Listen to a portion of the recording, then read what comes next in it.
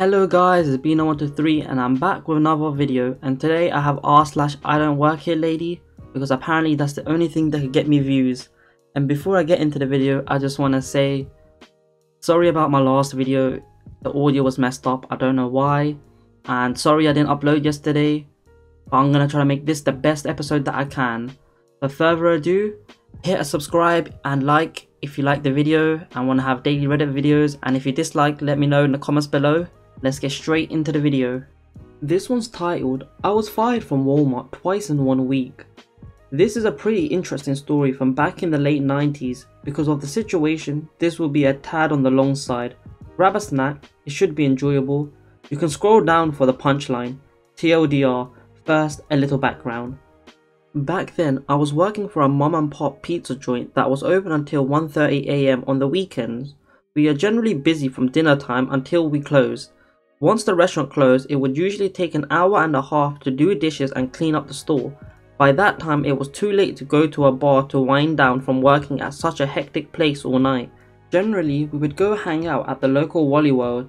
Back then, most of the Walmart stores weren't open 24 hours. However, we did have one in the city that stayed open all night. By the way, I have never worked for Walmart.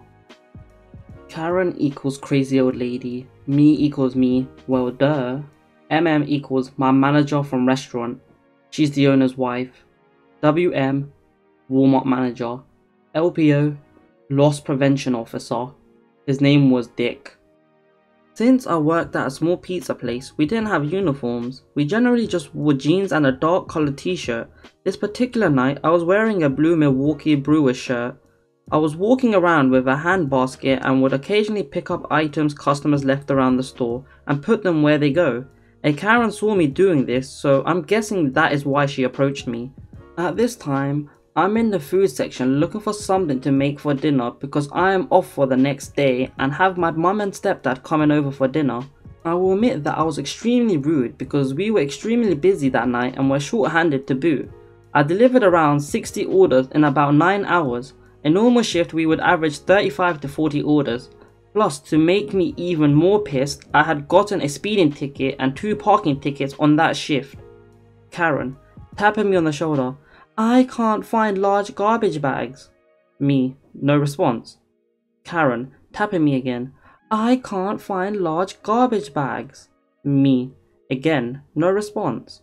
Karen, raising her voice, I can't find large garbage bags.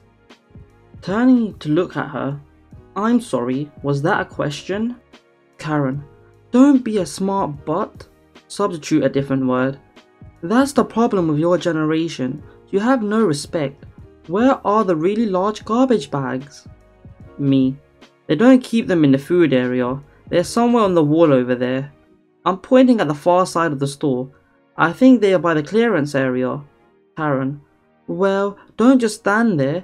Go and get them for me. I'm too tired to walk across the store. Me, don't look at me. If you want them, you can go get them. I'm not walking across the store for you. Karen stands there with her mouth open for a moment, then, how dare you speak like that to me? I will have you fired, you insolent brat. Me, do your worst, you suckling witch. I actually used another couple of words that rhyme with these. Bye. I then turn and start walking away, and before I get 10 feet, she has latched onto my arm and won't let go. She then starts yelling for a manager.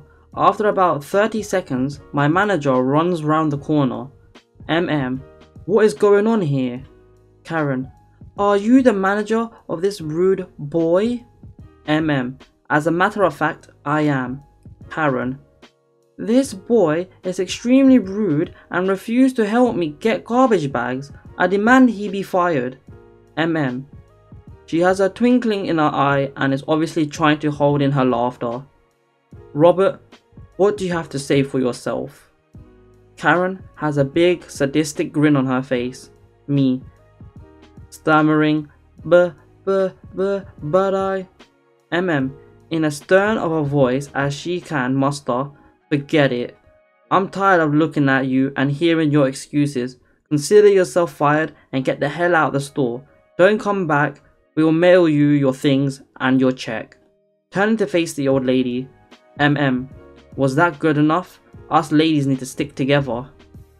As I was walking away, I didn't hear what the Karen had to say. Later that morning, my manager called and told me the old lady was quite gleeful and invited her out to breakfast when she got off work. She declined but reminded me that she only fired me from Walmart. I laughed and told her I would see her the next night. A few days later, I was back at the Walmart store. After work, of course, my luck had me run into the Karen again. This time, I was wearing a blue button-down t-shirt like their managers wore. Upon seeing me, she turned and beelined for the front. About 5 minutes later, she returns with the real store manager, who usually wasn't there that early. I was actually helping another customer get an item off of a shelf because there were no workers in the area and I was tall enough to reach the top of the rack. After that customer left, the manager and Karen approached me. WM, placing his hand on my shoulder. Excuse me, but this lady says you were extremely rude and swore at her. Is this true? Why are you not in proper uniform? Employees are not allowed to wear manager's uniform. And where is your name tag? Me. Yes, I called her a sucking witch. See above comment. And I'll wear whatever I want. WM. You can't talk to customers like that. And as the head of this store, you definitely won't talk to me like that. Me. I'll talk however I please. You can't tell me how to talk. WM speaks into his little walkie-talkie. Undistinguishable sounds. A moment later, one of their loss prevention officers rounds the corner. WM, take this employee to the back to collect his things. He no longer works here. LPO, to the manager. I don't think that's a good idea, sir. WM, why not, Richard? LPO, he doesn't work here. He just comes in here 3 or 4 nights a week and walks around. Probably spends around $20 to $30 each time. WM looks at me. You don't work here? Me, pulling my name badge from the pizza place out of my pocket. Nope, I deliver pizzas. WM rubs his forehead for a few moments. Sorry for this inconvenience. Please don't swear at other customers. Me, since I was fired twice this week, do I get severance pay? Manager then turns and walks away. As he does, we can clearly hear him say, only at Walmart. Karen just gives me a look of hatred and walks away.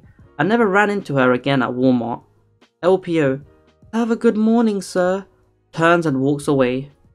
This one's titled, I'm not a client here, lady. This happened over 10 years ago, but reading all these stories made me remember this horrific experience. It's not exactly retail, but I think it's worth telling. As a high schooler, my school made you do a work study day. Super mandatory. I thought I could do a work study. At the time, I already had vet's office, but found out the day before that wasn't actually allowed. Luckily, my dad was able to get me into the shadowing position at some branch of his company. I show up and I'm put into the care of Veronica, the program director. I'm supposed to shadow her working for the Adult Community Outreach Program, homeless services, healthcare services, mental health services, the works. Veronica is immediately very irritated she has to babysit me.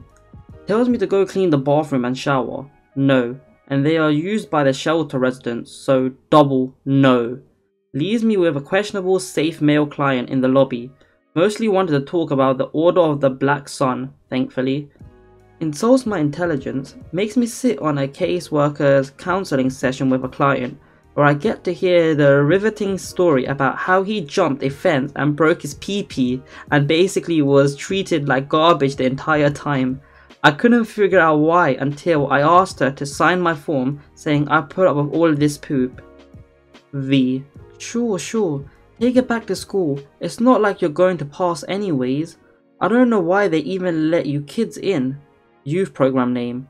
Shadow here. You'll all just end up as adult clients in the end. Then I realized, oh poop, she thinks I'm shadowing her as a client of the youth service of this program. As I stand there dumbfounded, holding my form and pencil out, she glances out the office window as a car pulls up. V. Oh great, why is he here? Me. Who? V. Sean, the hard-ass moron of a CEO. He's always on my ass about something or another. Sean is my dad. I let her drown on and keep insulting my dad alongside all of their youth clients who I'm feeling really fucking sorry for, and I wait until my dad walks past reception and is walking towards her office. Me. Daddy. I run up and give him a hug. Dad. Hi, kiddo.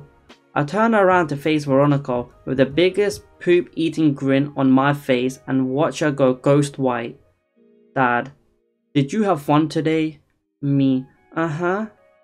My dad thanks Veronica for letting me shadow her and we go into the car. I immediately go full tattletale mode like a fucking 4-year-old because holy poop woman, the kids from that program are shadowing you because they want to choose a career path to help others like themselves and you treat them like that? What the fuck? Veronica works at a hotel now.